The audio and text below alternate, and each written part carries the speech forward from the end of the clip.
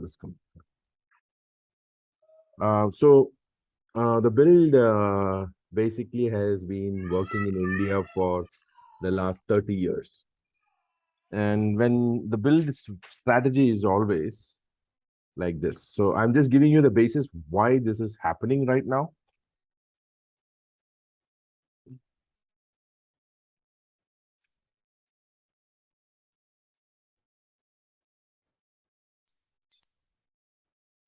When they work with a country or a civilization, a country or a civilization, the first thing that they would do for that country is to develop DMin leaders. Okay, so DMin leaders are meant to be national network leaders. And these DMin leaders are supposed to develop MN leaders. These are state level leaders. And the Seaman leaders would be pastoral leaders. That means taking care of about 5-6 house churches. And we would have the first principles leaders. These are the elders of the churches. Okay, so this is how their leadership strategy works. What happened in their case is they got, instead of making DMin leaders in a classical Indian scenario, they got more first principle leaders. There's a lot of first principle leaders, but they couldn't get enough Seaman, MN, and DMin leaders because the people wouldn't finish the course. They enroll, they don't study, they just leave it and abandon it. So, but what they've observed is that a lot of people have progressed in this substantially, a good number, but they have not completed the program. So what they want now in India, they want about 300 plus doctor of ministry leaders who have a grasp over the paradigm of the early church. And so they're looking at leaders who can become national level leaders, who can bring about this paradigm shift at a national level and develop first principles Seaman and MN leaders over the next couple of years. So what they did was they accelerated the process. Instead of doing the classical, the Antioch school DMin, which would require them to meet criteria as per government-led criteria, which is not what the church needs actually. Because they wanted an accredited course, they put certain things in place to satisfy the needs of the course. But what they're saying is the churches need not require all of those programs. All that church needs is that they grasp the early church paradigm. So what they did is they have now tailored this whole church DMin program into something small. And instead of giving it through the Antioch school, which is the school that we are doing the Antioch School of Church Planting and Leadership Development. Okay, this is where we are doing our program. They have something called the center, another division, center for church-based theological education. They have another body that they have developed. So in the Antioch school, what happens is this is going as per government requirements, and we should continue our course there and finish it. Okay. This is more church-based, church-centric. This is also church-centric, but meeting government criteria. So what they're saying is, why are we wasting our time just trying to meet the government criteria? Let us try to meet the need of the church.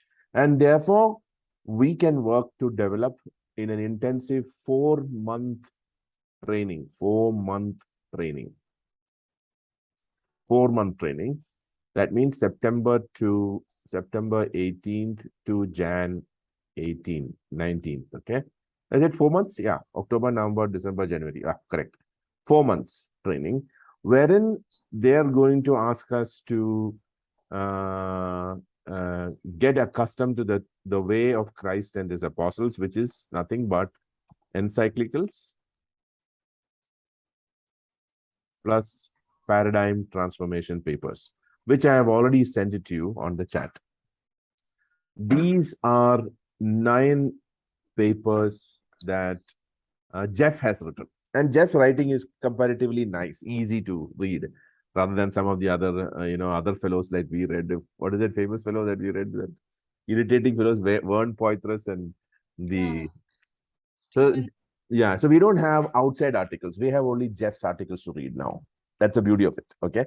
So it's not difficult. It is easy, very, very pertinent to our ministry and understanding the way of Christ in the world. So 9 papers. This is 6 papers. Okay. So this is more theoretical. This is more practical. This is more on the application side. Okay. So first is the way of Christ in 9 papers plus 6 papers. Then they want us to, okay, I will now pull the screen up for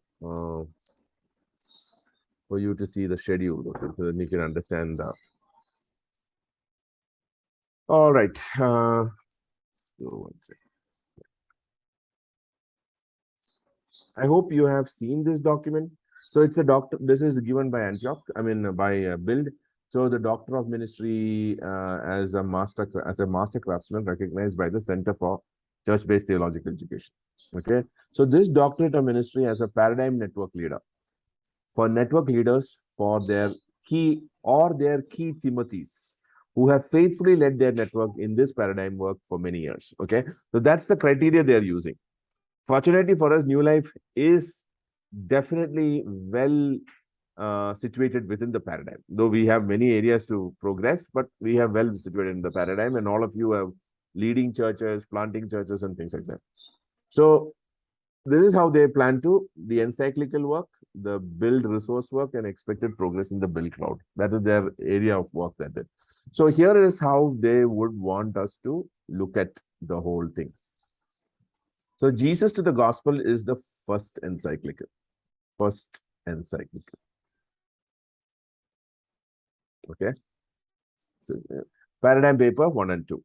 So upload Jesus to the Gospels, 1 symbol, 3 to 4 page, no need of resource interaction. What clarity should be there? It should be, when they read it, Michael Voss, who is the current CEO and president of is our build coach, our group build coach. He said, I don't have time. You write something that shows me that you have understood. I'll clear it for you. So it's not like the other very meticulous clearing that we have in the DMin program. And the PTP work is you are going to write a summary of these 2 papers. So you're looking at 4 papers, 4 pages plus 4 pages requirement to finish this paper. And we have to finish this by September 22nd. Okay, which is okay. We don't have to break our head on it because we just started off. Today is 19th. We are a little backlogged because they were started earlier. And then September 29th, we got a week to work on this Church of the First Century and paradigm papers 3 and 4. Upload this both. Women and expansion of the women and the expansion of the church. Paradigm papers 5 and 6. Upload women work done. Now, what he is saying, what Jeff is saying, don't bother about this. Don't need to do all these things. If you, what Jeff is asking us even to do is, 1 second, just give me a second.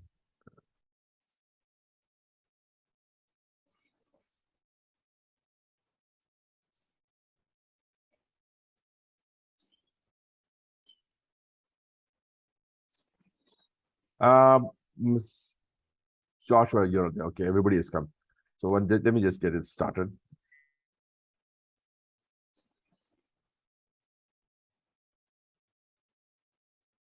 So what Michael is asking us is, you go to equip. In your equip, you will have Mastercraftsman Doctorate of Ministry. Have you all seen this in your equip? You should all have had it by now.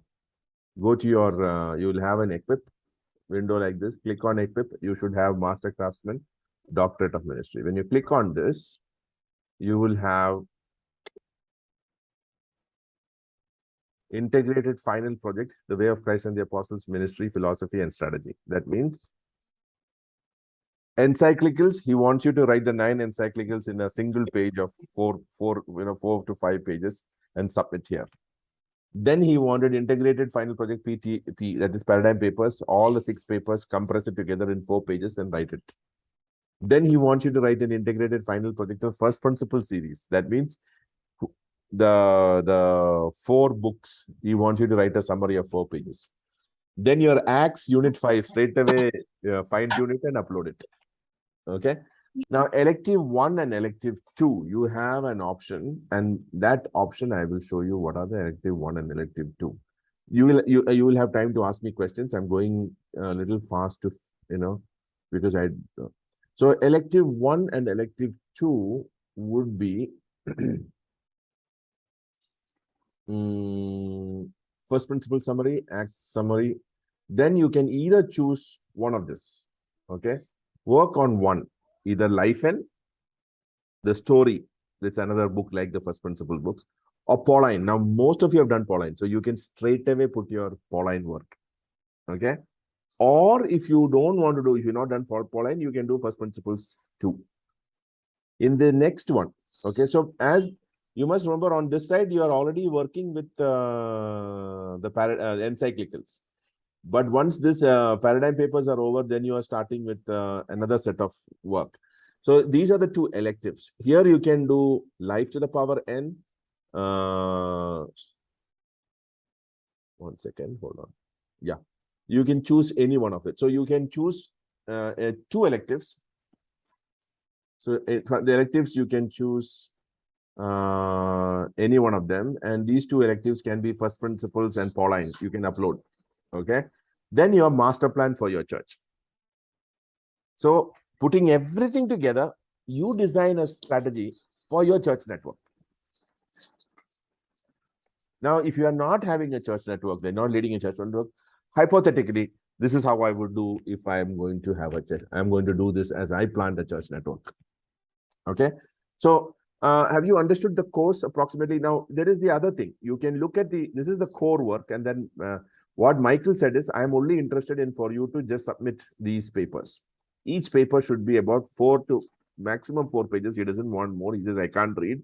But it should be very simple, annotated diagrams. And every paper should have an implication.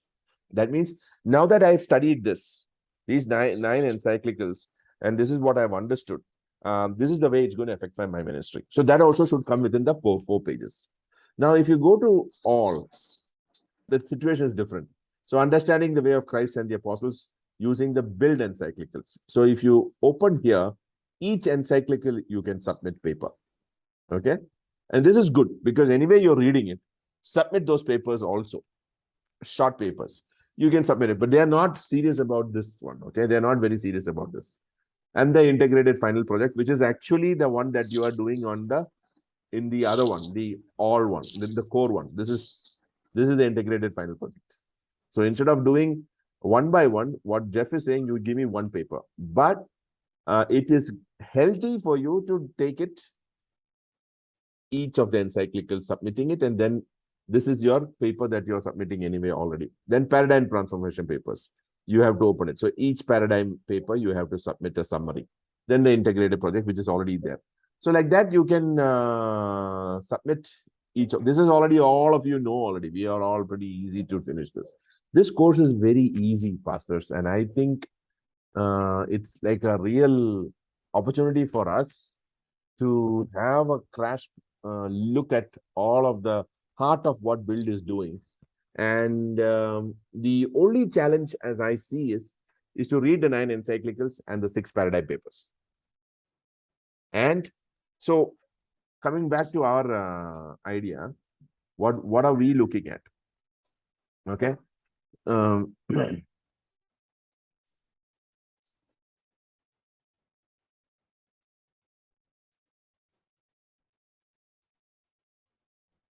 What are we looking at?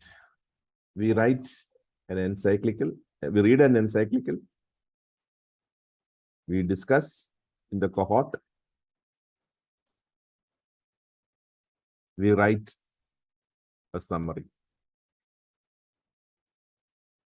and upload it. You get it? Then we read the two paradigm papers. Paradigm paper, transformation paper 1 and 2. We discuss in the cohort, we write a summary and upload it. Are you able to get the idea? So like that, we will go step by step. So we'll finish the first encyclical, then we'll finish these two, then we will like that, we'll go on uploading. So we would have uploaded the all one. And once we finish all the 9 encyclicals, we will write a summary, which is very easy because you've written all the 9 encyclical summary actually. You want to compress all of it together and write one single paper and integrated project. So similarly, 6 paradigm papers you would have completed in 3 weeks, and you would have written small summaries for this. You integrate all of it together to get the integrated final project for the paradigm transformation papers. Then you are working with your first principles, which you already know. Write a nice summary and submit it. Acts Unit 5, straight away submit it. 1 second, hold on.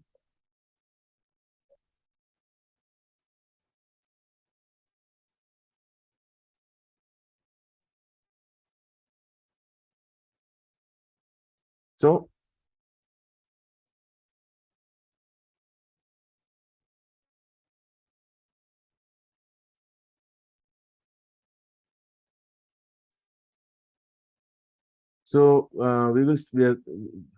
you write this, the Jesus to the Gospels. We will submit that on the cloud. There is a specific place for writing a summary. And paradigm paper 1 and 2, there's a place to submit that. That's what they're asking us to upload.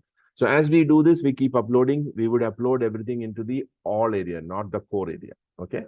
Then there is a meeting. On October 13th, we will have a meeting with Jeff and Michael. A few people will share the work that they will choose somebody to share and check everyone's progress. Then we start with charismatic community. And these are amazing articles, okay? Beautifully written articles. They are breathtaking. The thing is, you need to read, okay? First principle series, easy. We already know it. Acts, we already know it. Shepherding and counseling is a thing. But then this part is easy again, because if you have done your life and just submit your life in, okay? If you've done your Pauline, write a summary of your Pauline in 3 to 4 pages and submit it, which is basically your Unit 5, okay? So either you just need to do one of them. Suppose you're choosing Pauline here, then you need to choose Essentials or First Principles 2 in the next one. So 2 electives you need to submit. And meanwhile, you're just doing this encyclical 1 by 1. And then finally is writing the master strategy, writing and upload. And then All India Leaders, final discussion, and that the program is completed. Then on March 17th, 2023, in-person graduation ceremony at the Richard Howell Center is what they're looking. And my understanding is that they want all the 300 people to be DMin. Do you think this is achievable? I mean, I just wanted your feedback.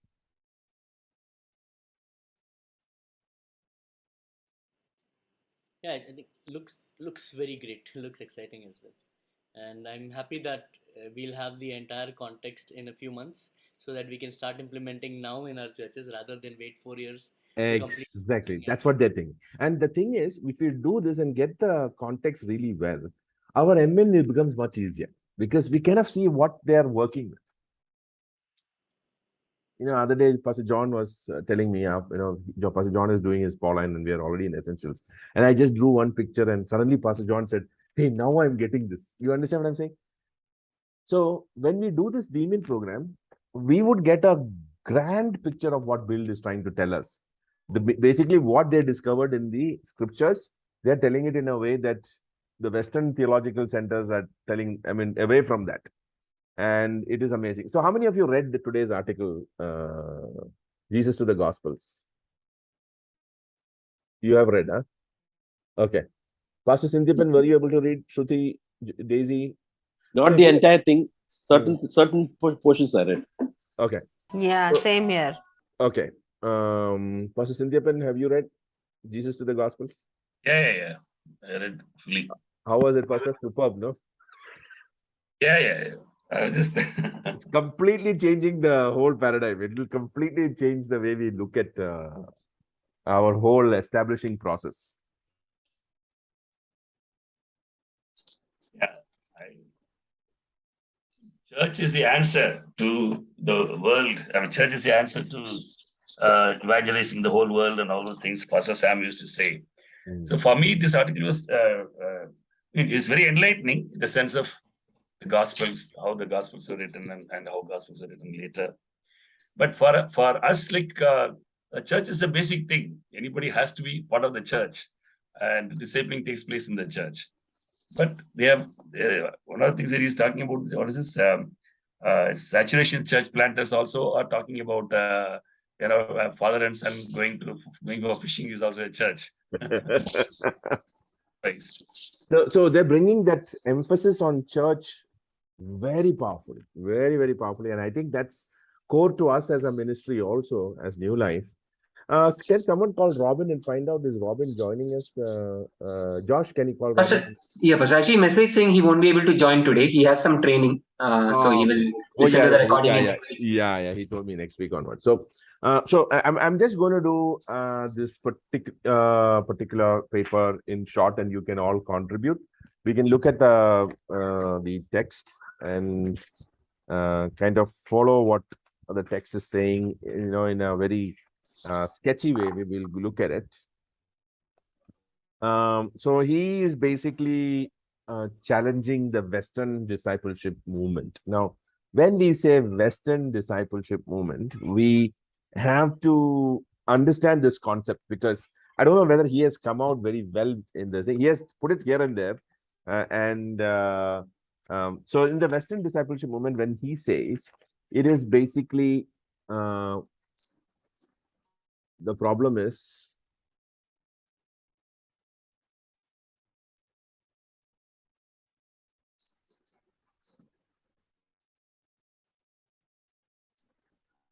Western discipleship movement. Western discipleship movements. Now, we are all greatly influenced by this, okay, because that's all that was there. The idea of systematic theology.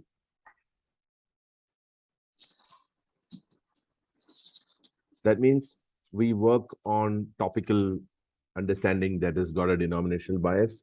Second thing that they work, which is, it is more focused on the individual discipleship. So content like navigators and a lot of the EU material, everything is on an individual discipleship model. And the other area that he talks about is the whole idea of dichotomies coming. Dichotomies.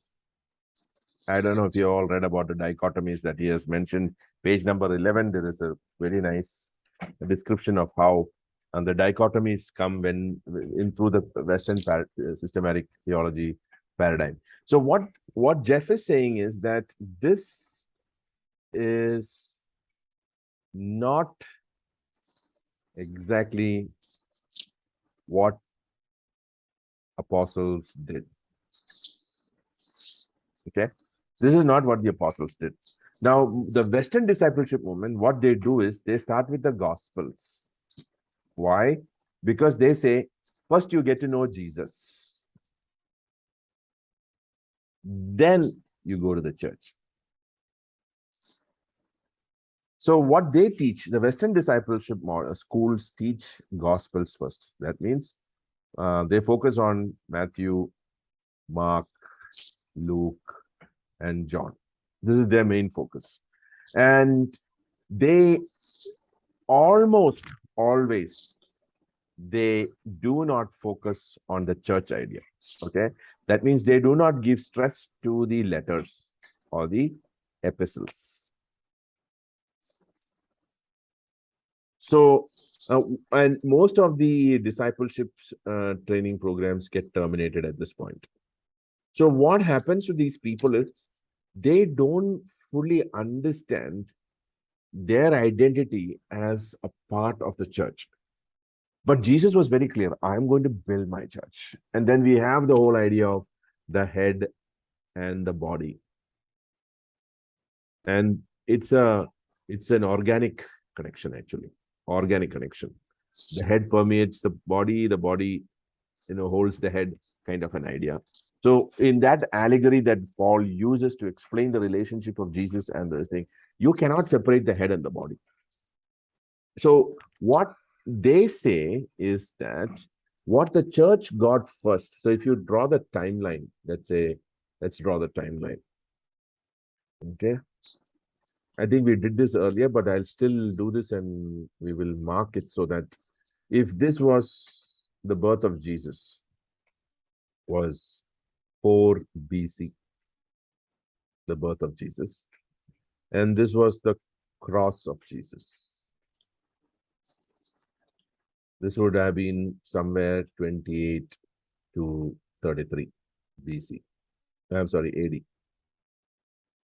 Then from there till the first letter, let's say it is Thessalonians or Galatians.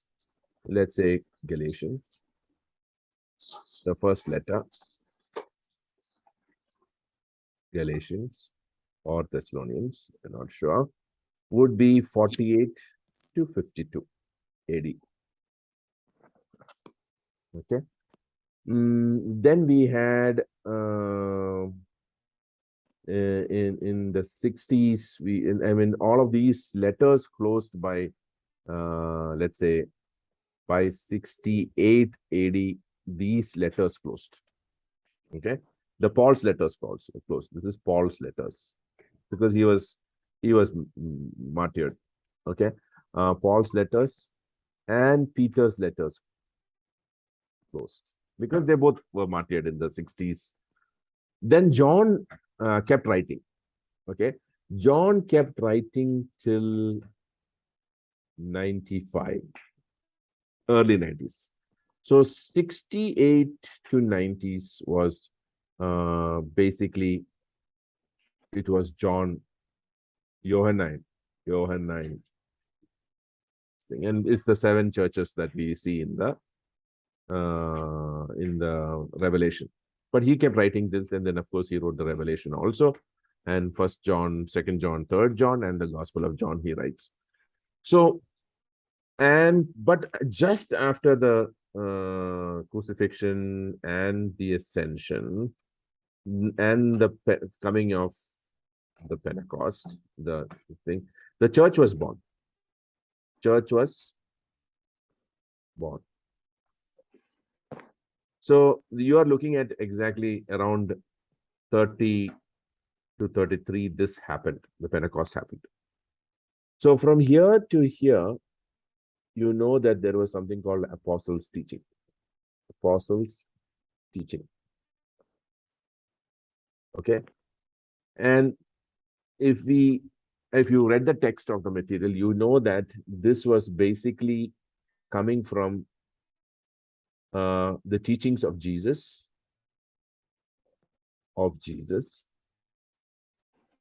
That is coming from what was orally existent and then revealed by the Holy Spirit.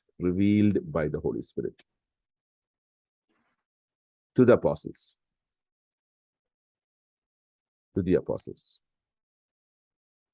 And all of this was rooting it in the Old Testament. So this teachings of Jesus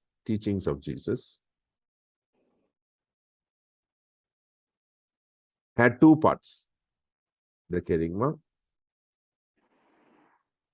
which is the proclamation. Now, Jesus had a proclamation. The kingdom of God is at hand, repent. And so he talked that to the Jewish community. Basically, he was saying that you guys need to repent. Then the apostles took that and post death, burial, and resurrection, they reframed the kerygma. They reframed the kerygma, basing it on the death, burial, and resurrection of the Lord Jesus Christ. Okay, and then they developed the Didache, teaching. So where did these things come from? All of it has its OT roots, and revelation of Jesus through the Spirit to the church.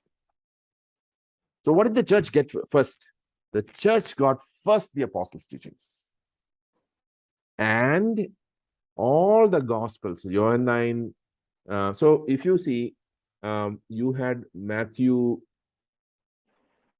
Let me change the color. 1 second. We will discuss. I'm just finishing the material so that we can start working with it, so that we can start discussion. So you had Mark, Matthew, and Luke, and then of course John, all here in this place. So when the church first got if you read Acts 2:44, I think you will see about apostles' teaching. So they first received the apostles' teaching, basically the kerygma and Didache. The kerygma now rephrased from what Jesus told from the Jewish Israelite perspective, rephrased it and started speaking about the death, burial, resurrection, and the forgiveness of sins said by a person believing in the death, burial, and resurrection, opening it to not just the Jews, but eventually opening to the Gentiles. So the journey also was from pure, this which we need to always figure, from a very core Jewish church to predominantly a Gentile church. You understood the concept, no? We need to know this journey that the church made in this time frame. And having received the apostles' teachings, which we can discover in the letters which were written in this time period, we can figure out what the kerygma Didache was, because the apostles were communicating that to the churches to establish them. And then once the main apostles started dying, the eyewitnesses started dying, it was important that before the eyewitnesses died, because they were there to testify to the thing, they wanted a record of the eyewitness. So they wrote Matthew, Mark, Luke, John. It was not written directly by any of these authors. Now, Mark was, they know very well, was working with Peter. Matthew was taken out of Mark, but developed very well from a Jewish core and a Gentile perspective. Luke was purely Gentile, and John was primarily fighting the Gnostics. Okay, that was hitting the church very badly. So you can see how theology developed as it worked. So having the church first received the apostles' teaching, which was basically oral with the kerygma and the Didache. That means Jesus died for you. He was buried. He rose again on the third day. He seated at the right hand of the Father, and he will come back again. And anyone who believes in this, you will receive the forgiveness of sins, and you will become part of a community. That was the kerygma. Now that you're part of this community, as per the Great Commission, you need to be taught all that Jesus taught. That means you need to be taught the kerygma, and because you believe this now, how this will affect your life, how will it affect your behavior. So the apostles focused that as a fundamental thing. And as the apostles started dying, the eyewitnesses were going, and they wanted the eyewitness records. Now, here is the challenge, and this is what our man was really doing a lot of work to explain to us. If you go to page number 1,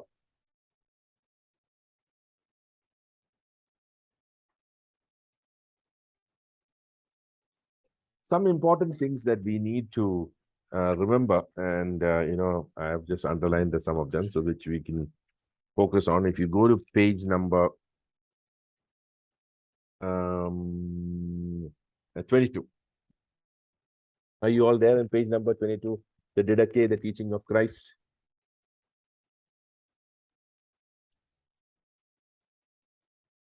Yes, Pastor. Okay. Now it is time to add an additional concept used by the early church, the Didache.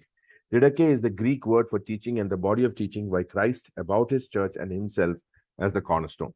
It was used by the apostles and the early church for Christ's teachings delivered to them through the Spirit after he left. In Paul's letters, several terms are used, which we, I think, already did it in the last meeting, so we don't need to look. In our essentials, we already talked about the early letters, the middle letters, and the later letters. And I think our Elijah did a fantastic job on that. In the general epistles, Peter, John, and all the teaching is referred to as the faith. We will refer to this body as teaching of Didache. So let us begin our understanding of the Didache. So we will come to the next page and we will look at what Jesus began to do and teach on earth. He continued to do and teach after he left. Now that's a central idea, which many of us don't catch, or generally the Christian community doesn't catch. What Jesus began to do and teach and teach after he left, he did through the Holy Spirit. It is all Jesus. It is his authoritative teaching. So whatever Paul taught was equally authoritative because it was Jesus who gave those teachings through the Spirit to the church. And we have evidence for that because Paul himself says that Jesus is to build his church with the foundation of the apostles and prophets, and Christ is the cornerstone. So and that is from Ephesians 2 I'm reading. And if Paul himself is saying that the apostles and prophets are basically the kerygma and didache. Okay, the teachings are basically the kerygma and didache, what they received between 30 and 68. That was the first thing that they received. So if you read it a little bit more, it is his authoritative teaching. In fact, if you remember from his disclosure with the apostles in the upper room before his death, he told them about how he would continue his teaching in the future. Okay, I have said these things to you while I am still with you, but the advocate, the Holy Spirit, whom the Father will send in my name, will teach you everything and remind you of all that I have said to you. So you can see that. You must remember, John is writing this after the church has already come into existence and the church has substantially matured. And the church now understands its identity as a being that is, working. It is an extension of the kingdom of God here on this earth, facilitating the kingdom of God on this earth. But you must remember, the Gospels were written by the authors on behalf of the apostles who were dying or dead. And it is a retrospective look at the biography of Jesus. But when they wrote those biographies, these biographies are called as, and I think those who have read it will have known it very clearly, are called as Greco-Roman biographies. Okay. How they diagnosed this is they took most of the biographies at that time, and these authors have followed the same strategy because these biographies are basically how they work is they have stories. They have a lot of suppose an X person, they have collections of his life stories and teachings. Okay, there is X number. Let's say there are 20 such teachings and about this person X. Now, why the author will write about X and put this in a particular order or delete some, take some, because he wants to say something. He wants to say something to the audience about X. Now, Z takes another thing and writes about X, but he puts it in a different order, deletes some, adds some new things, and he writes a biography. So that is why you have similarities and dissimilarities between the Gospels. Are you able to understand this part about the Greco-Roman biographies? They were written with a clear intention. So here in this book, they have taught us how what was the idea of Mark, how he wrote the Mark, to whom he wrote, Matthew to whom he wrote, and all of those things, very beautifully written. But in this disclosure that you talk about here, another one is, I still have many things to say to you. Look at that statement. Okay, Jesus says, now John is writing this after having established church. Now, this is written by John in the Gospel of John. I think this was the last book written. Okay. I think this is after Revelation and after the 3 small letters. I'm not sure exactly, but some definitely between 890 and 95. Okay. And so you must remember, John is writing this in a time and space where the church, that Jesus has already come, and death, burial, and resurrection has happened. The Pentecost and the church was born, and the church has matured substantially. Multiple generations of leaders have already come. We are standing at almost the end of the first century, and looking backwards, he is writing it with a specific intent, because it is at this time the Gnostic teachings were coming in, that Jesus did not have a body, he was a spirit being, he was coming from another world, he had special knowledge and things like that, which is not true. And he's countering that with that. So you must remember, John is writing with an intention to counter Gnostics. So his was completely different. It was very far away from most of the other the full event. So there is an intention in writing there. But he writes there, I still have many things to say to you, but you cannot bear them now. So Jesus wanted to tell the disciples more things, but he said, no, you're not ready right now, because you don't know about this community that I'm going. Now, Paul talks about the mystery revealed. Those disciples, when they were standing with Jesus and hearing this, they did not have the understanding of the whole community and the Gentiles who would come in and all of those things. But John, when he is writing this, he had that full idea when he was writing the letter, not when he was standing by the side of Jesus when Jesus was telling this. So you need to understand that framework, that when John is writing this, he had a very matured understanding of what the church is. But when Jesus was saying this, when John was hearing it for the first time, somewhere in AD 30, he had no idea that there is going to be a community called the church, because it had not yet revealed. So the time space that is there between 30 AD and 95 is a substantial maturity process that had taken place. So when the apostles were dying and they were writing the Gospels were written to solidify the kerygma and didache, to give validation, authenticity to the thing, so that those churches would be established. That there could be the generation now that is new. Many of them are dying and new people are coming. So there is a clear evidence that what Jesus spoke, that he had authorized the disciples. So what the disciples taught as the kerygma and didache is authentic Jesus material. That's what the Gospels did. The Gospels authenticated the kerygma and didache the apostles were teaching, and therefore it solidified the kerygma and didache. That's the most important thing that we need to understand. Not teach the Gospels first. So because the Western church did that, the concept of church did not take place. The way church was to be experienced did not happen. So those are the challenges that came out of this thing. I still have many things to say to you, but you cannot bear them. When the Spirit of truth comes, he will guide you into all truth, for he will not speak on his own, but will speak whatever he hears, and he will declare to you the things that are to come. He will glorify me, because he will take what is mine and declare it to you. All that the Father has is mine, and for this reason I said to that, whatever that he will take what is mine and declare it to you. So beautiful to see that the Spirit continued to do, to teach what Jesus wanted to teach to the churches through the apostles. Okay. So he said the Spirit would teach, that means didache, them everything and remind them of everything he had said to them so far. Page number 24. He was very specific. He will take what is Jesus and declare it to them. The apostles' teaching then is Christ's teaching. I want you to mark that. Okay. That's very important.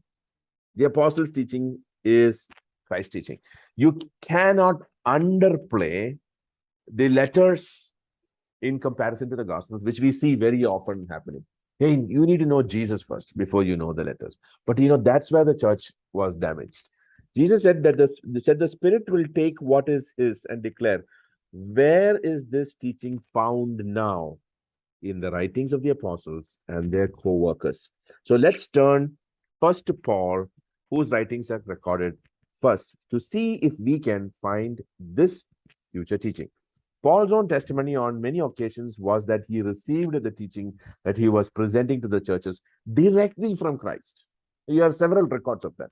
What I received, I'm giving to you. Okay, he keeps speaking that. He tells in Galatians chapter 1, he says, I did not receive this kerygma, this gospel from any man, but I received it as a revelation of the Lord Jesus Christ. There was a specific revelatory function for the apostles' office at that time, which we're not having right now, which the apostles' office doesn't have right now. Those apostles had a specific revelatory function where they received from the Spirit of God, through the Spirit of God, from the Lord Jesus Christ, that which they needed to teach the church. So therefore, Jesus wanted the apostles to teach what we have between 30 and 68. That's the essence of the idea. The Didache is not revealed as a set of abstract principles, but it is in real life communities of faith, facing all the same problems churches do in every culture and every generation. This is very, very important for us to know. That I think is there in the beginning of the book also. In the beginning of the article, there is one thing he talks about, situational theology. I don't know where you guys read it. In the introduction, he says that the encyclicals are situational. Yes, in the introduction, yes. You go to the introduction, it says, yeah, situational theology. And it's important for us to understand why situational theology is important. So, it is not just abstract principles. He developed those principles in the context of a community, the church, and what problems they faced. Jesus would give them solutions, and those solutions became the Didache teaching. Okay, the Didache is not revealed as a set of abstract principles, but it is in the real life communities of faith, facing all the same problems churches do in every culture and every generation. It is clear that integrating the kerygma and the Didache into our lives is far more than learning abstract theology. It is life-changing doctrine, sound doctrine. Therefore, it must be learned in real-life context with real-life problems. Does that make sense? Isn't that beautiful to see? And what apostles wrote was in the context of the church. All the letters were written to churches, addressing their issues and problems of their churches. Okay. Is it possible to discover the essence of the Didache? And this is what we did in CH dot. So you can easily read through this. It's not a very difficult thing. Okay. Now turn to page number 26. Second paragraph. Sorry, I'm going a little fast. We will discuss after we finish. Okay. I will build the framework for you.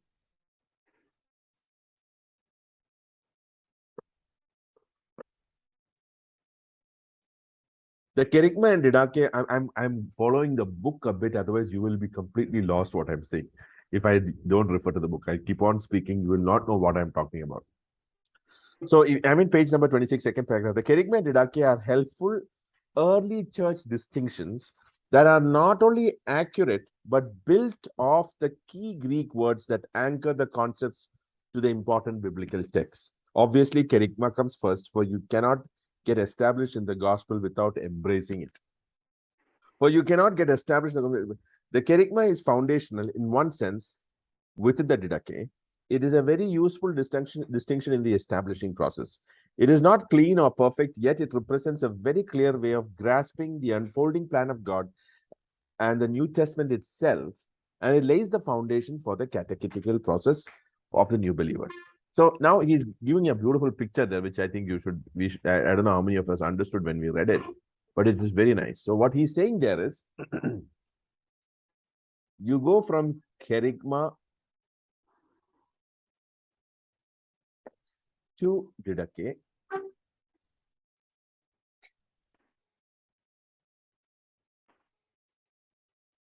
And then you go to the Gospels. And from the Gospels, you go to the Didache again. And then the Didache to Kerygma.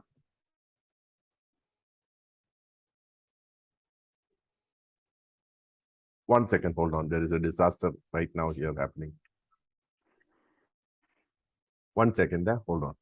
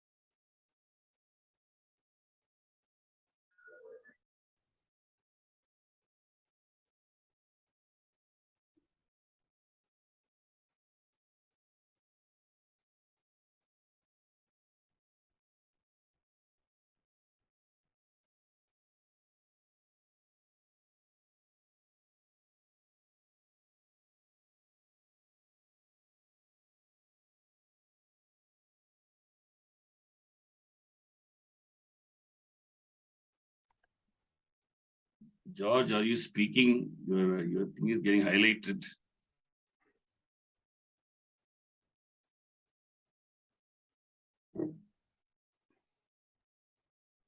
Actually, something he said happened at home, so he's just gone. I mean, he'll be back soon. I'm back. I'm sorry. We were trying to do some experiment on the cooking side. Which didn't. All right. So we were working with this part. The Kerygma, the Didache, and in the Gospels, you are solidifying the Didache and the Kerygma. Basically, that's what is happening. Okay. From Kerygma to Didache and back again to the Gospels. And the Gospels are nothing but it is establishing the Didache and the Kerygma, validating it, basically. Okay. Thus, from Jesus to the Gospels. One final note before turning our attention to the Gospels themselves. So he has now taken us through a journey of from the event of Jesus' death, burial, and resurrection, life, death, burial, and resurrection, how the church was formed and how it traveled till the Gospels came. That's what he had done till here. Okay. How the church received the teachings first, which is the Didache, and how the Didache had two parts, the Kerygma and the Didache. And you can see all of that in the writings of Paul. And that is what the church needs first. And basically what eventually the Didache is the first principles. That means the foundational understanding of the teachings of Jesus Christ. One final note before turning our attention to the Gospels themselves. It has to do with the narrative dynamics of Paul and what I call the orality literacy strawman. It is false to call Paul's writings abstract theological literature and the Gospels narratives. Both have narrative, both have story, both are set in real situations. It is true that Paul's writings are letters and the Gospels are Greco-Roman biographies, but the literatures were far more complex and written in a way that the oral and literate believers could fully grasp their teachings. Some argue that Paul is not for today because the younger generation is story-oriented or the postmodern, not logic, scientific-oriented modern. Ridiculous. Paul is both. Jesus is both, and both are Jesus. And practically, Paul uses the Socratic method in real situations, which is actually the best method for educating oral learners. Then he moves to the Gospels, and the functions of the Gospels is basically solidifying the kerygma and didache. So when the church received the Gospels, that means the Greco-Roman biographies of Jesus, you must remember a lot of the people would have been new people who would not have met the apostles or ever seen Jesus Christ. Okay, so they are reading this and they are already taught, they are part of church, they are already taught the kerygma and didache, and now they are seeing that this kerygma and didache that they have been taught and they have been established in has been given by Jesus himself, and that the teachings that the apostles taught were also ordered by Jesus, and that Jesus himself was the source of the Great Commission, the giver of the commission, and that Jesus himself is the one who authorized the apostles. Can you see how the kerygma and the didache is validated? And therefore, how should we use the Gospels? We should use it also in the same way that we could establish. So that now we would, when we read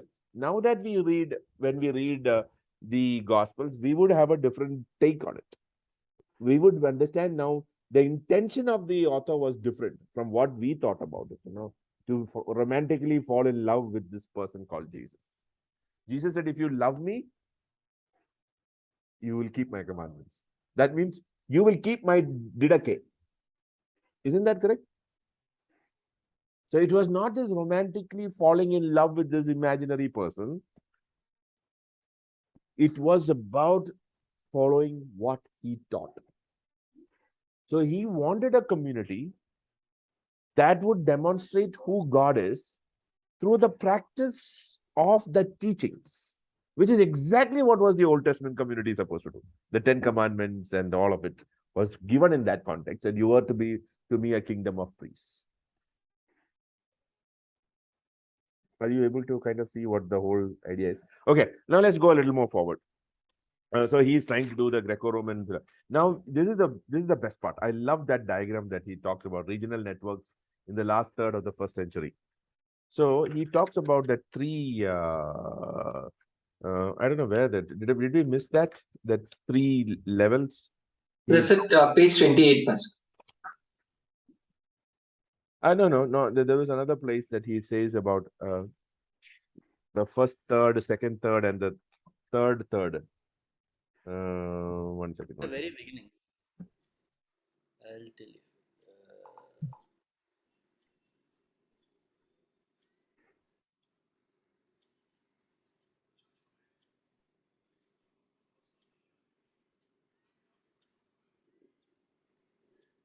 It's on page 13. Yes. That is important for us. That's a very, very important thing that you can put in your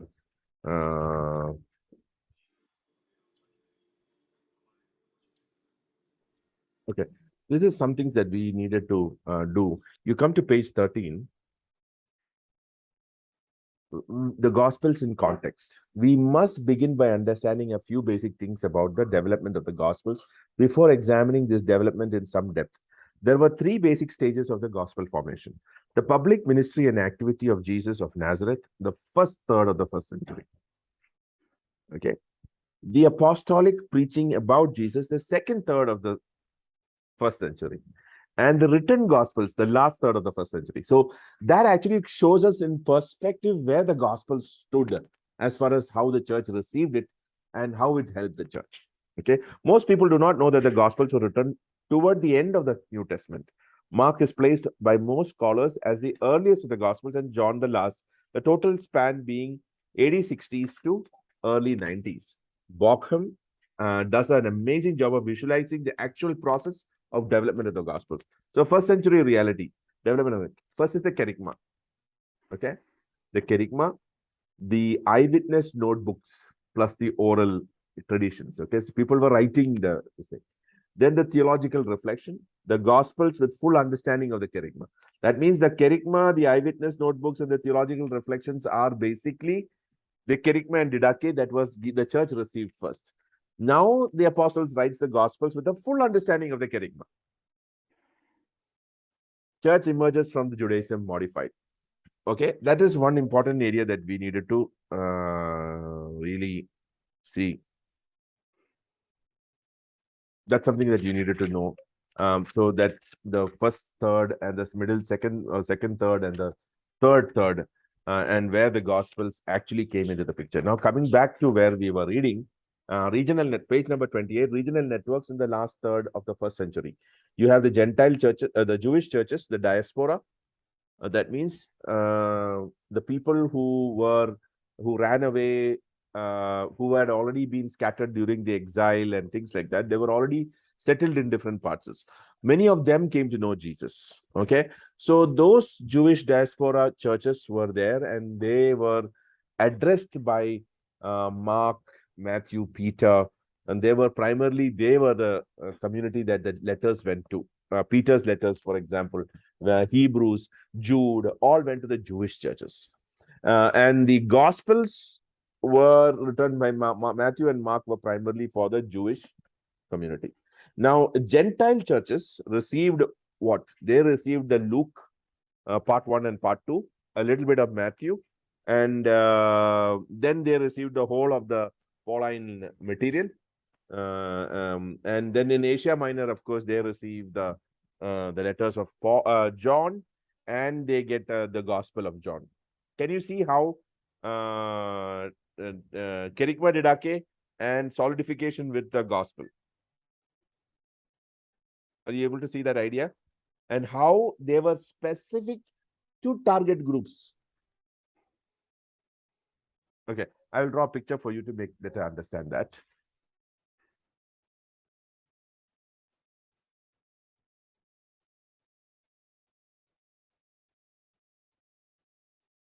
So we have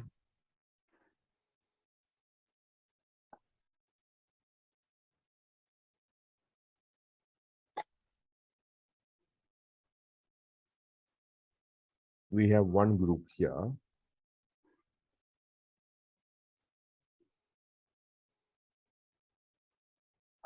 We have another group here.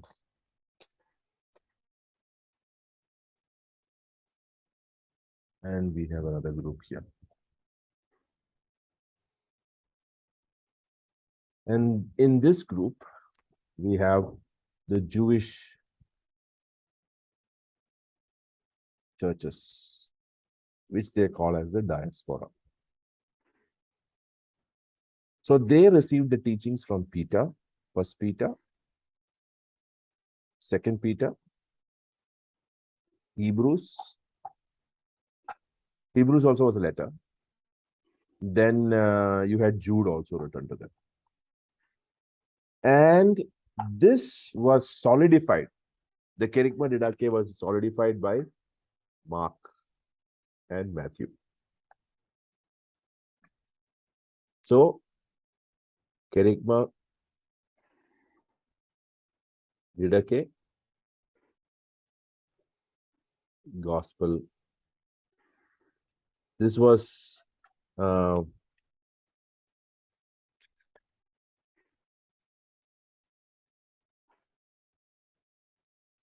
way. Now here in this group, this was the Gentile churches.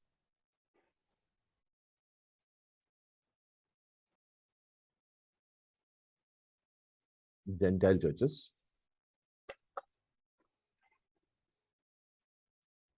What did they receive? They received Acts and all of the letters. So basically, we'll not even put Acts here, okay? We will take away Acts. We will put all of letters, okay? Early letters, middle letters, and latter letters. And how they were established? Luke and Acts. So this was the kerygma didache. And this was the Gospels. And they had this additional material which really helped them to see the picture. Then you had the Johannine or the Asia Minor churches, which is the revelation churches or Asia Minor churches. What did they receive? 1 John. Oh, by the way, these guys got James also. James also was probably given to this group.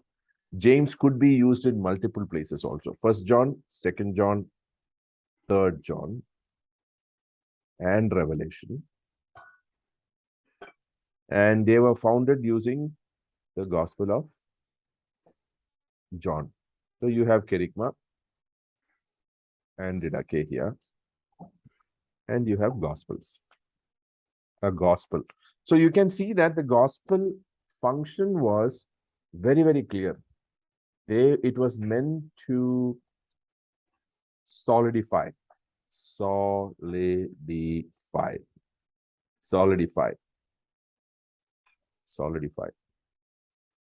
Why?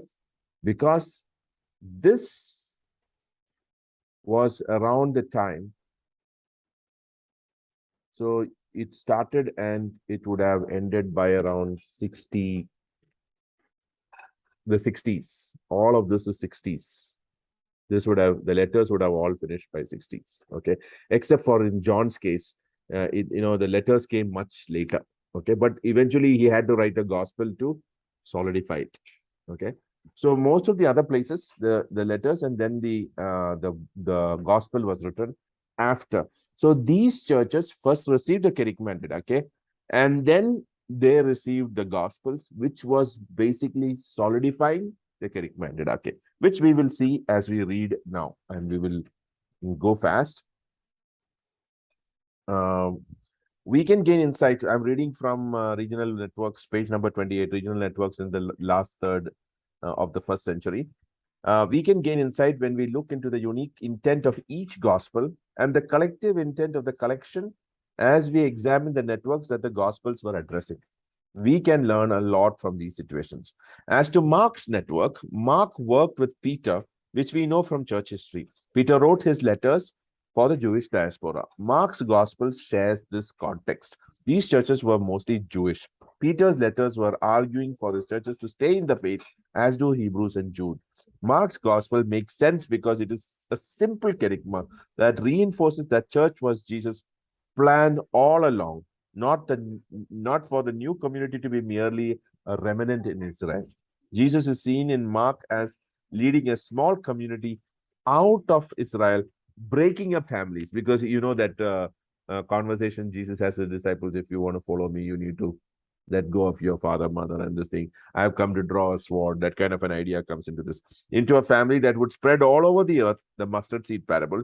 Israel is seen as rejecting Jesus and headed for destruction. So that was the core thing. So Mark is being written somewhere in the 70s or 80s, and Mark is addressing this Jewish community who are so entrenched in their belief systems, and he is trying to draw them out because they have already received the kerygma and didache, the church, and now he's solidifying that. Matthew's network is not clear. His gospel is written from the same area as Mark. They say that the source is the same. He appears to have drawn heavily on Mark's work.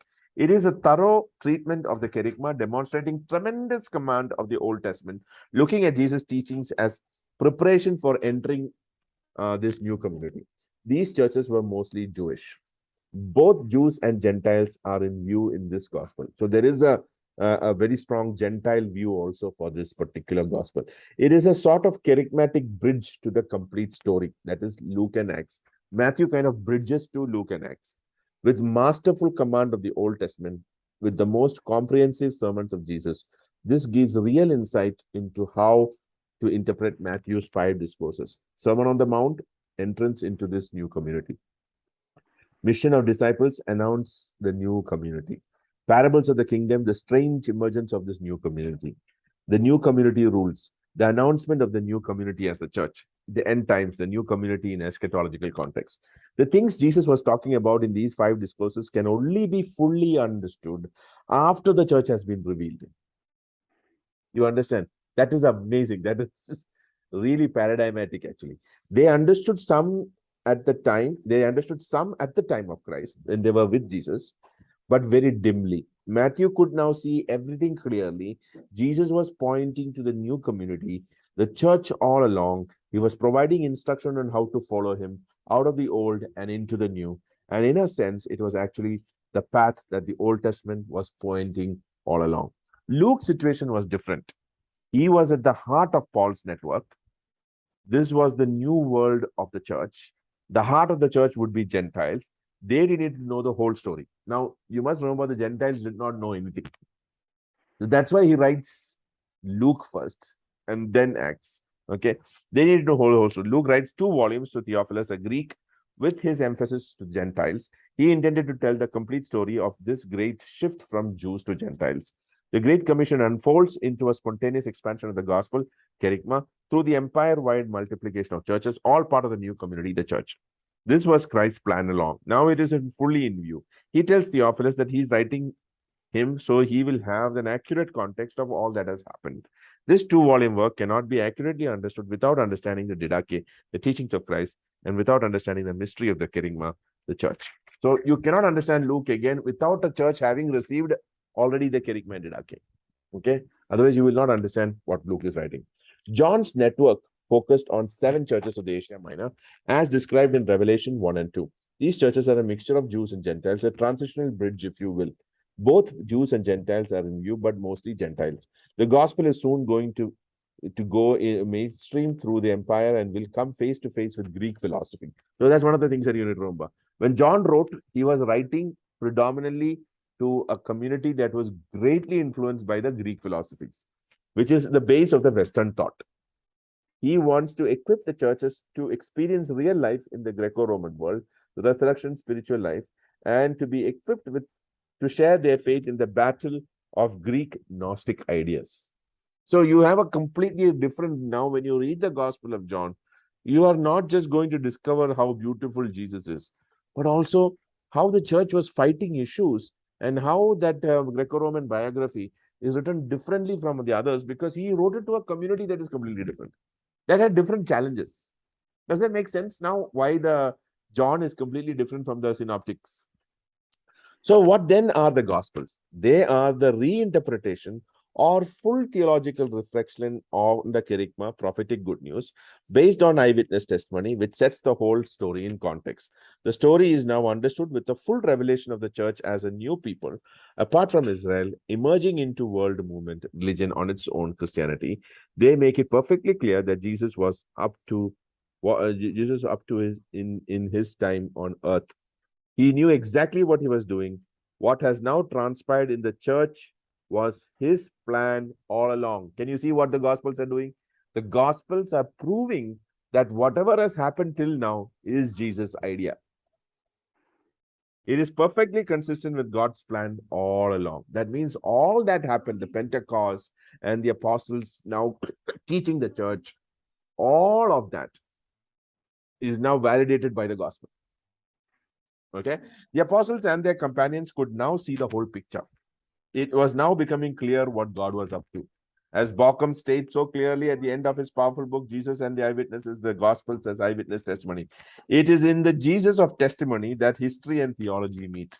And the result of that combustion under the guidance of the Spirit of God is that the Gospels are produced. The church is emerging from Judaism. This new community is not a new Jewish remnant, but something totally new of a grand scale, but deeply rooted in what God was unfolding all along, even as he birthed Israel hundreds of years earlier. So now he gives a summary of each book. Mark, the basic kerygma with clear emphasis on Jesus creating a new household. And a very takes the point from 1 second, hold on, something is burning.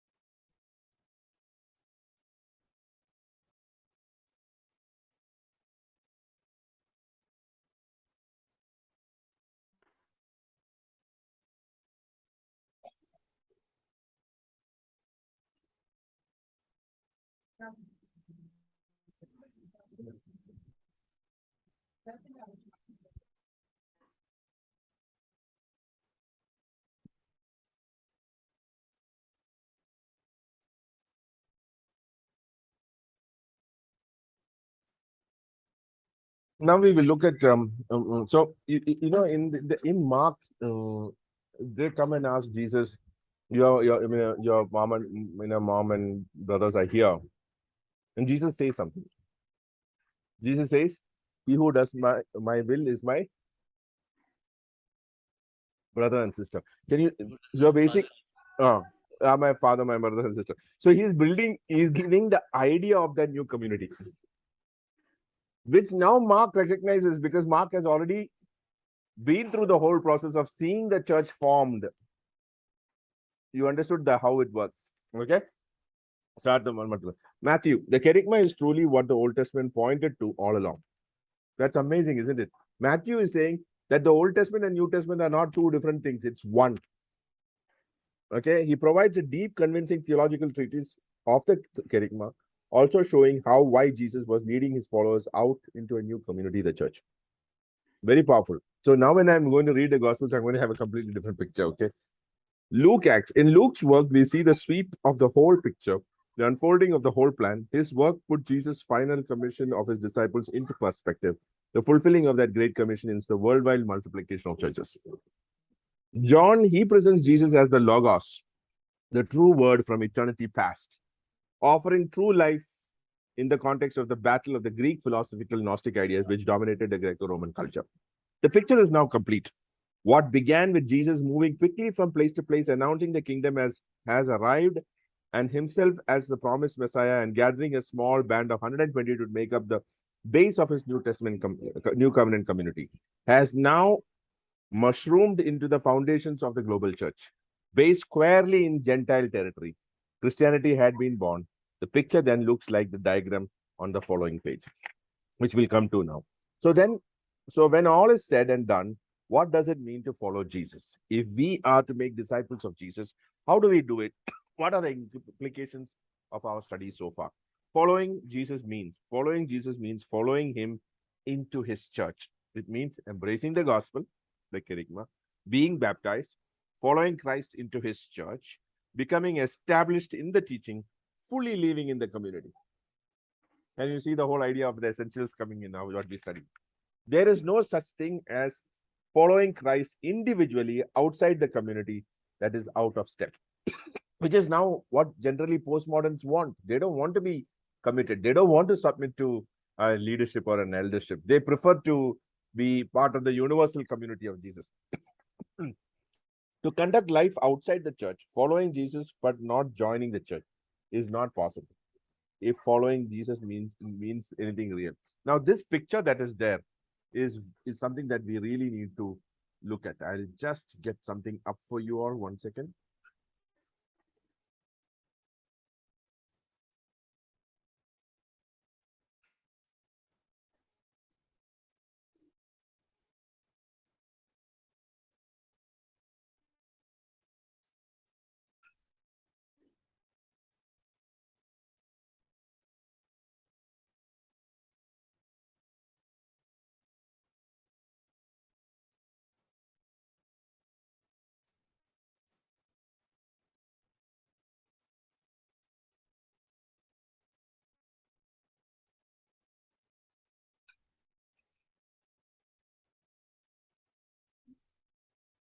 Where did I place it?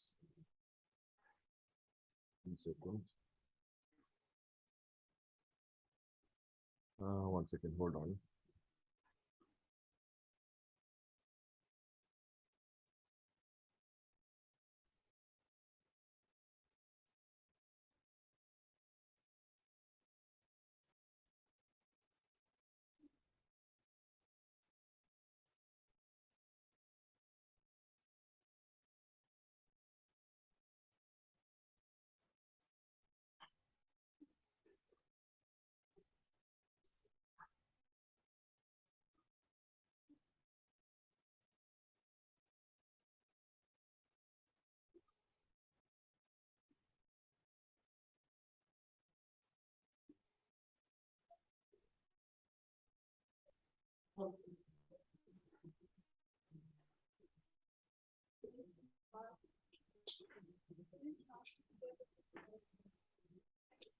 I'm sorry, 1 second. Hold on. I missed something somewhere.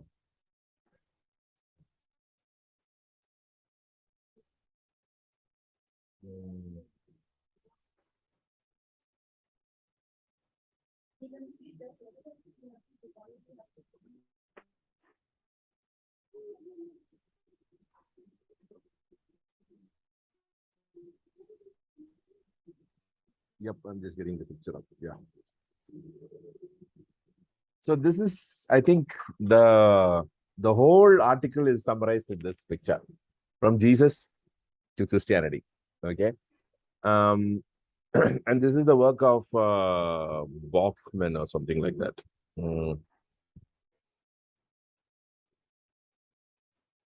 Dan Kimball. Okay. Dan Kimball. So, Jesus preaching, that is the first part.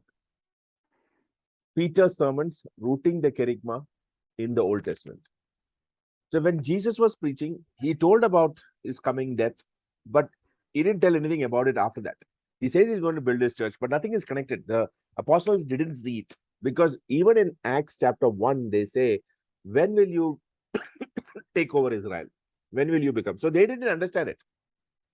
Can you see the problem that was there with the apostles and their comprehension of the understanding of what Jesus was telling them was very, very meager or half-baked at that point. That's why Jesus says, you can't understand anything right now. The Spirit will do for you the job later. So when the Spirit of God comes and Peter has revelation and Peter starts preaching, Peter puts the kerygma, the death, burial, and resurrection, and he connects it to the Old Testament. So rooting the kerygma in the Old Testament, Peter's 5 sermons. Paul's letters revealing didache of Jesus, and the gospel, the later letters, solidifying the kerygma and didache. So that's the essence of this article, actually. If you can understand this picture, that would give you a substantial base to understand what Jeff is trying to do here.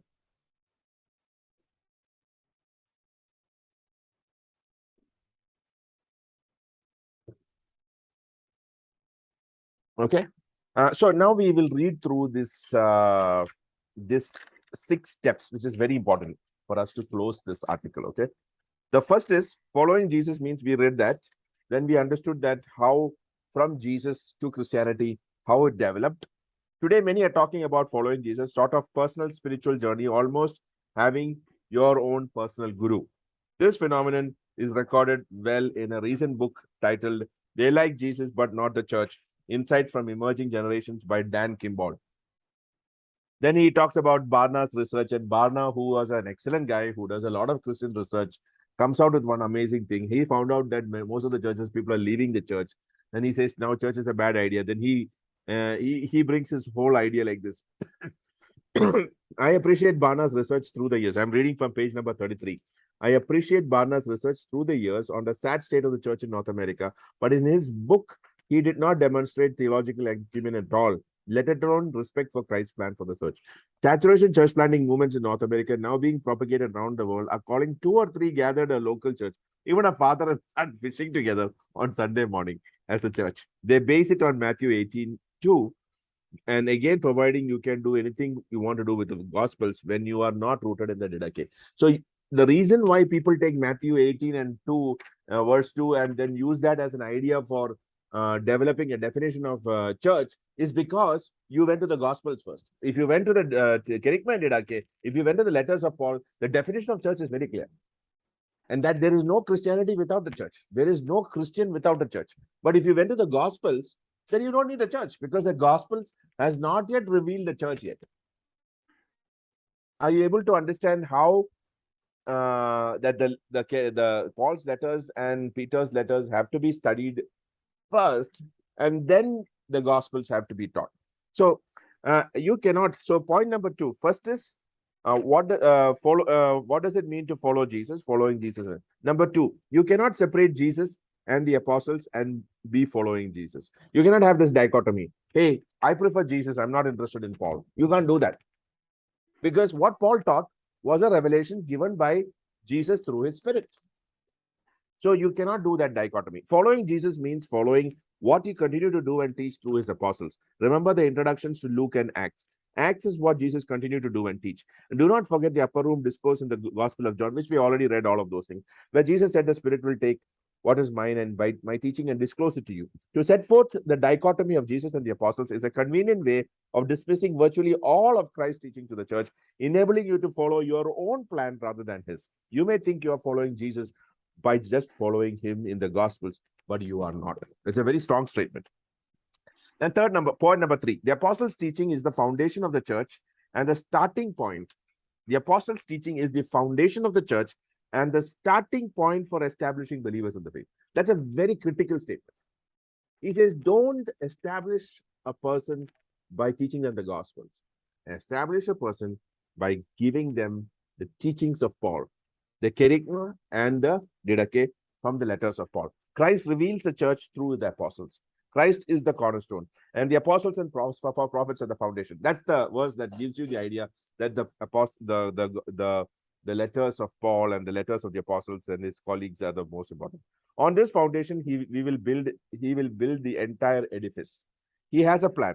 It is a worldwide multiplication of church. He has a plan for these churches. He has a plan for establishing believers in the faith. It is not our option to change the plan to get the job done through massive discipleship organizations operating on Western business plans, but it's networks of churches spontaneously expanding.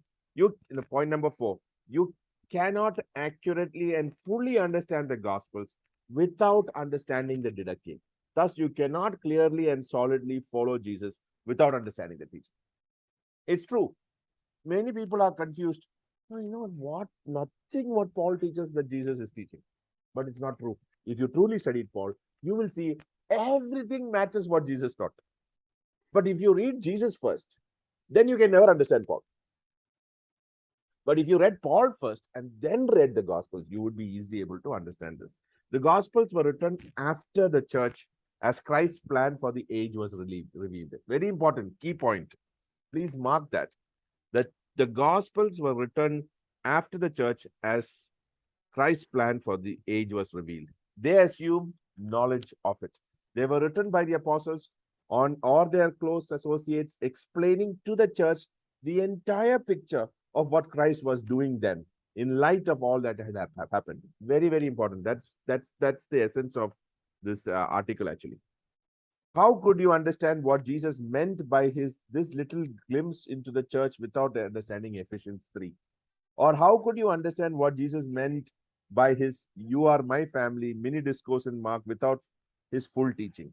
With either of those two illustrations, just from the Gospels alone, you could go create your own little communities around you and your needs and purposes. I could give you dozens of examples of how people use the Gospels to create their own plans rather than following Christ's plan for the church and churches.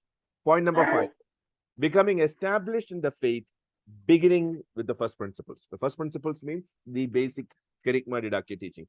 Paul expected the believers to begin with the first principles of the faith and to become rooted and grounded in the teaching they received from him and the apostles. What he taught them was the faith, the apostles, the sound doctrine, the traditions they were to pass on.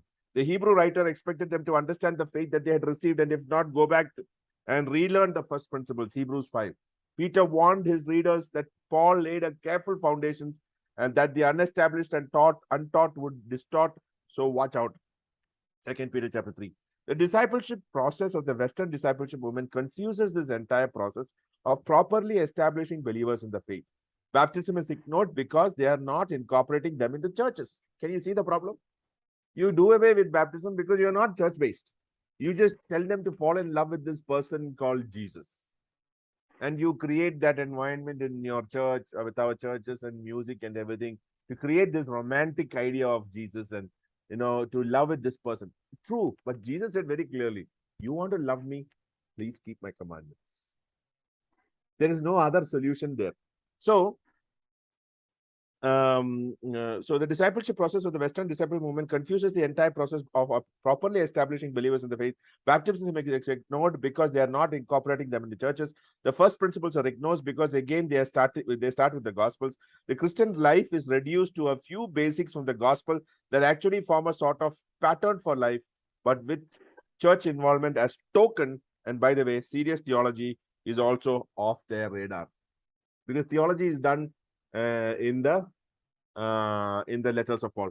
I have no beef with the discipleship organizations beginning with the Kerygma, Jesus, Film 4, Laws, etc. Nor do I have a complaint with the orality literacy approach to communicating the gospel, the essential Kerygma through stories. But then creating a discipling process independent from the church, based in the gospels, is laying the wrong foundation. Some say it is all changing. They now are in the church planting business. But that is my point. The old philosophy has still not changed, and the churches are still not central, but merely a means to an end. So what should the establishing catechizing process look like, or discipling process look like? First the kerygma, water baptism, bring him into the church, and didache. That's the process. So the first principle series.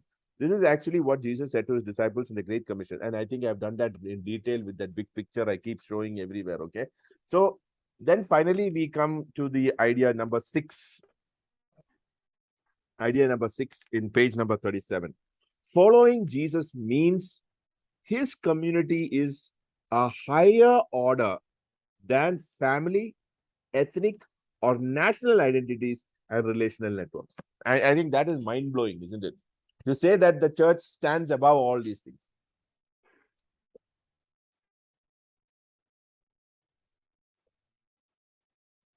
The church family is a real family. We are to see our family as part of the family of families. We are not just to attend the church, but to become part of its very life, the life of Christ, the Lord's Supper, the care of the widows, adorning the gospel in our communities through the quality of our community life, seeking the welfare of the city, and maturing collectively into the image of Christ locally for all to see. That paragraph is so critical for us as church planters to see that we develop a community that does these things.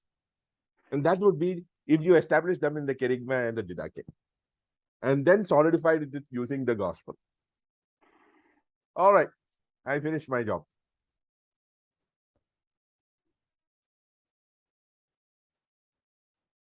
I can write this now by heart. One shot, I will write it now. But okay, let's have a discussion, because I know some of you will be still having confusion. What is he talking about? How many of you are still confused what Jeff is talking in this article?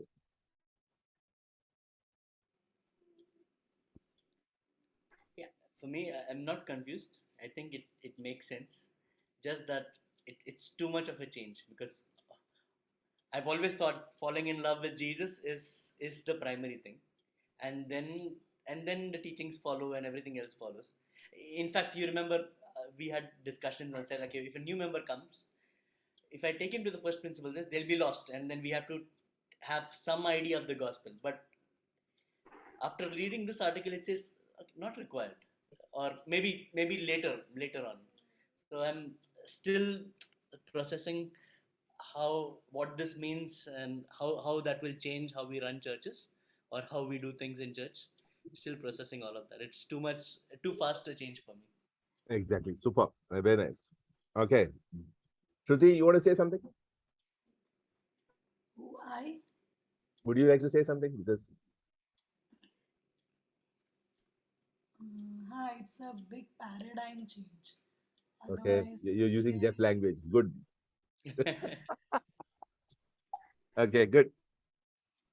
All right. Josh, what do you say? Yeah, Pastor. I think, yes, Pastor Vijay was saying, usually if someone comes new to the church, we say, okay, John, first go through the Gospels, go through John, then come to the letters. But yeah, this completely changes it. And I think he has written the article very well. I think the last point, number 6, is kind of maybe a mini summary of Pauline. And then CH Dodd's article also, he has put like two. I mean, the how the first principles was taught. Like, okay, you have the kerygma, then you have the ethics that they had, and what were the ethics about respecting the authorities, paying your taxes, not backbiting your employers, all those things. So very, very nicely done, Pastor. Amazing article. Pastor John, what do you think? Are you having any still an issue with that, grasping what they were trying to say? Pastor John? Yeah, I think I understood now. Right, we are trying to see the whole thing. Because initially, as you said, gospel was something that we thought like that was the whole thing that we need to read first. But now when you say that we need to read and understand Paul first and then go to the gospel, yeah, that is something a paradigm shift is there now. But do you agree with the logic that Yeah, Jeff is yeah, yeah. I bringing? understand the logic. Jeffrey is actually, in fact, made us understand that it is not the gospel that came first; it is the letters of Paul that came first. Exactly. And the Gospels had an intention, very clear intention. So the gospel were actually intended to maybe establish the charisma and the didache that Paul was trying to preach. Exactly. Now it's a total paradigm shift for me. Okay, good. Pastor Sindhyapan?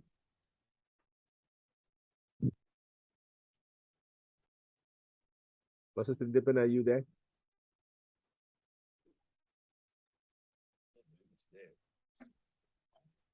Yeah. Yes, good. The idea of the gospel. That's it. I think he makes one nice statement where he says, I think right in the beginning, uh, I'm not talking about the gospels. We need the gospel. Yeah. Okay, gospel first. Mm. Okay, but not the gospels.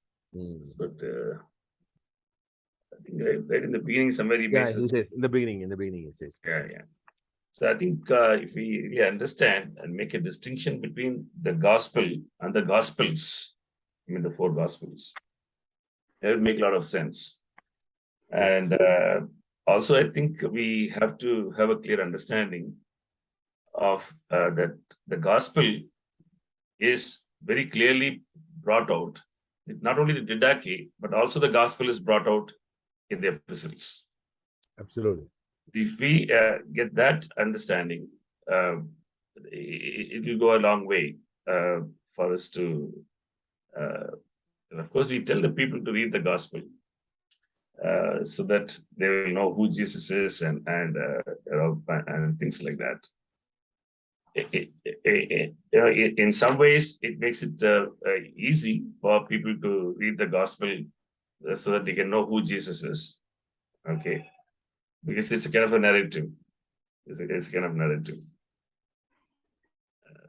But it makes a lot of sense whatever they have said, because if we are now, I think the essentials of sound doctrine, it's basically about gleaning out kerygma and didache from all the epistles. So once we start doing that, I mean, I already did an exercise quite a few months back. Yeah, I'm doing my own exercise. I was seeing whether we can use the book of Galatians, which is written first. Okay, The gospel. to preach the gospel and lead the people to be baptized. Okay, and there's a clear way that we can bring it out. And if you basically do even Romans. Galatians, Romans is there, but even if we just do Galatians and First Thessalonians, Second Thessalonians, you would get all the foundations of the gospel, is including resurrection. The same way, I'm just also making a basic study. See, John's gospel, the first 7 chapters, can be really used for bringing the kerygma out in a very, very clear way, because it talks about who Jesus is. The Word became flesh, and chapter 3 says about being born again. You should be born again, and then he presents the gospel. God so loved the world. In chapter 4, it talks about the Samaritan woman, how she starts with Jesus Christ as a prophet. Then he says, comes to a place that he's the Christ. And Jesus says, not only here on these 2 mountains, but all over the world, people are going to worship. Then Pastor, you pointed out very well in that he talks about Jesus being creator, and it finishes all that in the first chapter. In the second and the third, by the third, he comes to the Jew. And by the fourth, he's with the Gentile. I mean, the Samaritan, that is borderline. And it just got this whole idea of what it is framed on the whole progress of the church from Pentecost to this thing. Yeah. No, I was just going through. See, like the first 7 chapters, if you basically take of the John's Gospel, you can clearly bring out the kerygma. And in the same way, like, if you use the book of Galatians and probably this First Thessalonians, Second Thessalonians, most of the kerygma documents are already revealed there in these two to three epistles, and the kerygma is absolutely totally clear once you go through the even First Corinthians, Second Corinthians, and Romans. There's no doubt about it. So this exercise in the essential sound doctrine, where you are going to take out the kerygma and what is this didache. That's a very huge exercise. Anyway, Pastor, we'll not get into that exercise now until only. Yeah. But I think you got the framework now how he's working. Pastor Joseph, your thoughts and reflections.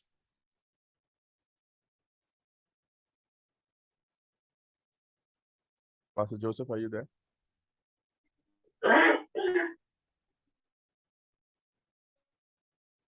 Pastor Joseph.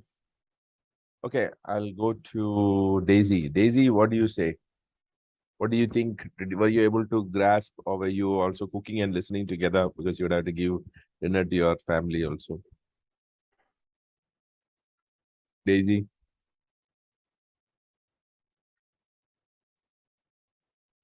Daisy is also not there. Robin, I think you came late, so I think you missed the first part. No, I read the article, so Oh, I think okay. I think you got the picture then. Yeah. yeah. To me, I think he's reversing the order. I would say normally, maybe I was thinking like when a person comes to faith, he'll be given the Gospel of Mark first, then get to know the person of Jesus, and probably more focus on the Gospels and less focus on the writings of Paul. I think here Jeff is reversing the order. Like it starts with the Pauline, the epistles, and then coming to the Gospel to strengthen both didache and kerygma. I think that's what I thought. That's the essence. Yes, you nailed it in the easiest and simplest way. Yeah. Pastor Joseph, Pastor Daisy, any comments? Pastor Joseph, we are not able to hear you. I have a feeling you are trying to speak and we are not able to hear you. Something wrong with the audio. No comments, Pastor. Daisy, did you understand the article? Yes. What did you understand? The same thing. What is that same thing? Gospel, kerygma to didache, to the gospel, and then back to Jesus. Huh? Daisy, you have written something new now.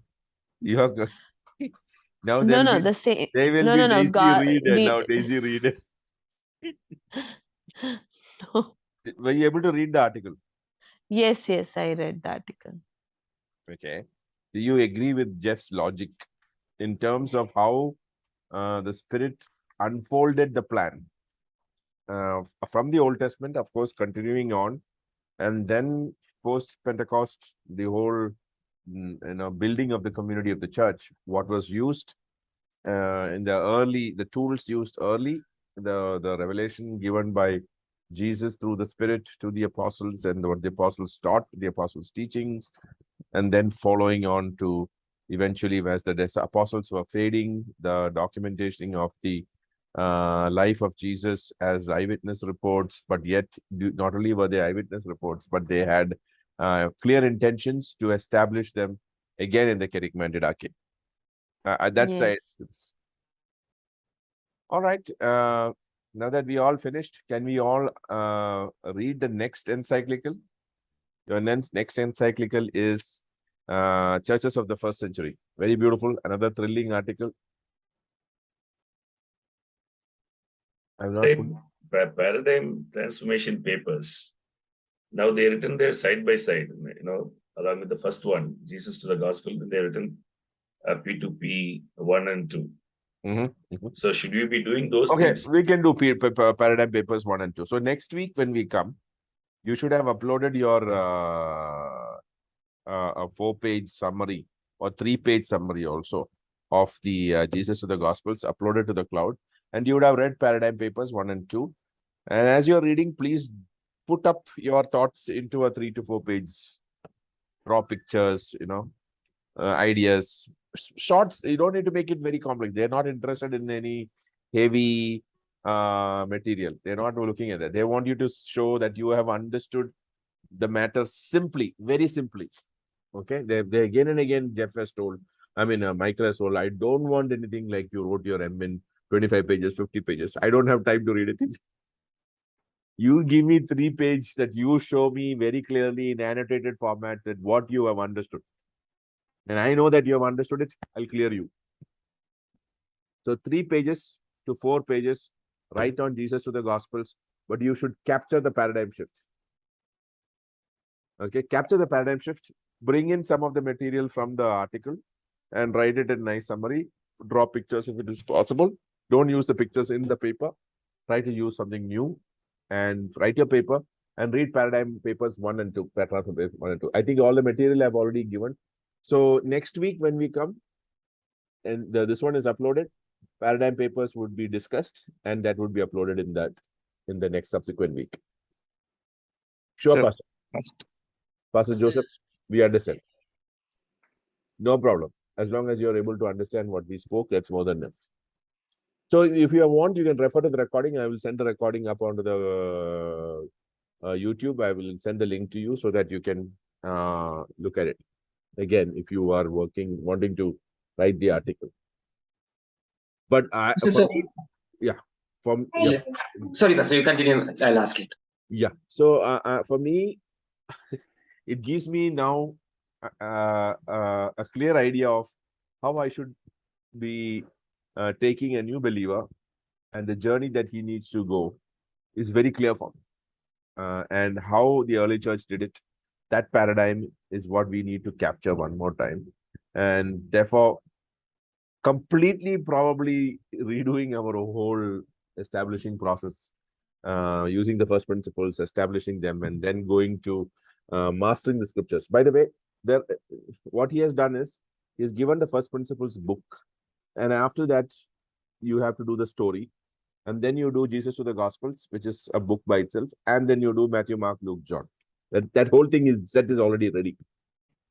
Pastor, my question is, even in early church, since most of the apostles were there, they might be knowing bits and pieces of the life of Jesus, right? So, he's not establishing. I think Jeffrey is not establishing an order in which we have to read this, but even gospel can be taken in parallel to know about Jesus more, right? When we read through because the kerygma is a short thing, right? What the gospel as such, we don't know more about the Jesus Christ, the life of Jesus and the work he has done for a new believer, I meant.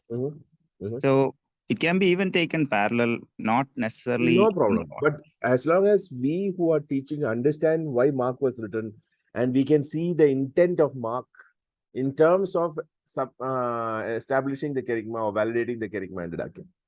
If we read the Mark without that intent, then we may not understand why it is all. We can get the idea of Jesus, but you know what? I have had so many questions when I read the Gospels, which nobody answered. I never bothered to get the answer also because I couldn't understand it. I know the story. For example, why is John different from the other 3? I had always a question. But today I'm very clear because John was addressing a different issue, different situation. So if we are able to tell our ones whom we are discipling, you can read this along, no problem. But I need you to be established in the idea of the gospel. So if he's reading Mark along, he needs to understand how Mark applies. That's all. Yeah. So you can take it along. Yeah. So it's not a particular order he is defining, but he's just breaking that paradigm of the existing church. Correct. To do only the gospels. And I'll be very honest. Before I embarked on this journey 5, 6 years back, I had no idea of Paul's letter. Timothy and Titus, I never touched only. I was not bothered about it. Today, Timothy and Titus are at the back of my head, actually. So you understood that whole paradigm shift, how it is happening. The value that we are giving to Paul's writings is now at par with what we would give to the Gospels. That's basically the paradigm. Rob, I'm with you on that idea. Pastor Josh, we don't Yeah. have access to on the build. Yeah, Pastor. I also just checked. So actually, it's just the first principles thing that you gave access to, and of course the admin thing. So the this DMin thing so far no access, Pastor. Are you sure?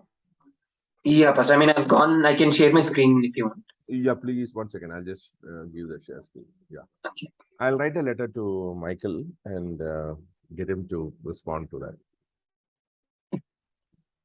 Yes, Pastor. So here, if you see, so dashboard is the same dashboard as usual. It's not sharing. Oh. Just wait. Okay.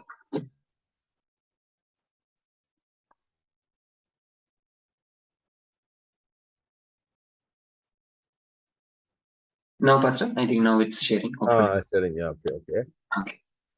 Can Yeah. you? So yeah. So yeah. So this is just the admin thing. Phase 1, phase 2, phase 3, phase 4. I'm not able to see your side panel. Can you bring it down all the way? Sure, Pastor. I mean, if you go to the side, I mean, go to the left panel. I'm not able to see the left panel. Okay, Pastor. Yeah, this is the on the top. okay. Equip. Click on equip. Thank you, Pastor.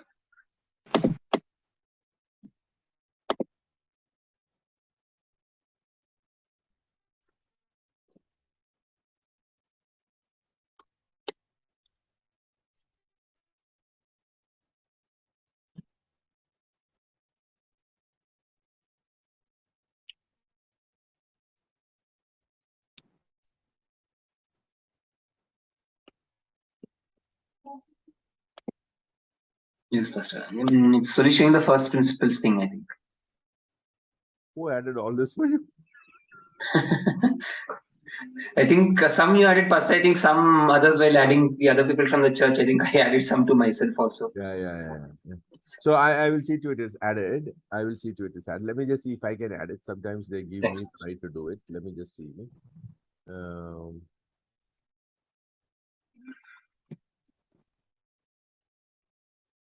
Okay.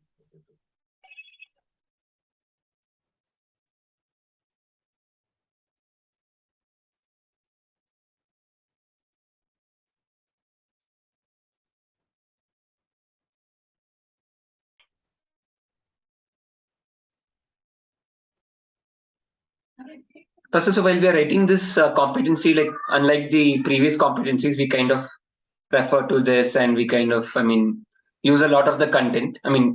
There's actually nothing much to build on, as in everything is there in the article.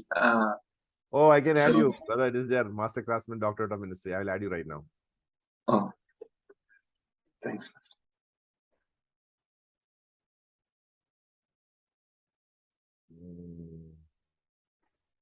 Yes, assigning the program.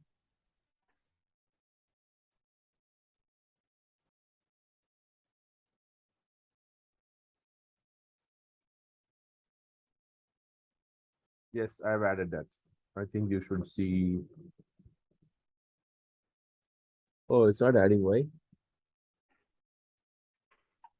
Yeah, Pastor, it's added. I can see now, Pastor. You can see it? Yeah, Pastor. Mastercraftman, Doctorate of Ministry. All right. Let me just add it for all of you. 1 second. Hold on. Manage users. So I finished Josh. I'll finish Josh's father next.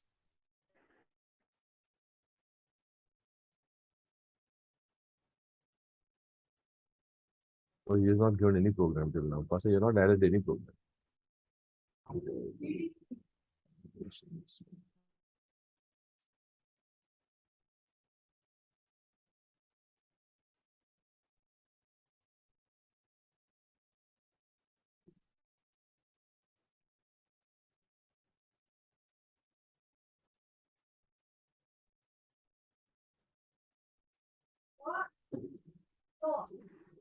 Pastor, you should get your.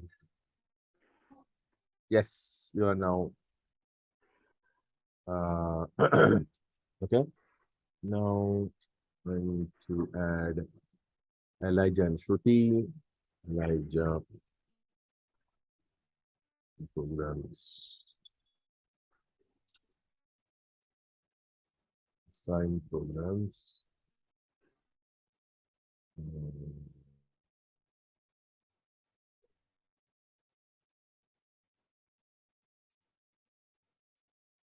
Mastercraftsman. Yes, Elijah is done.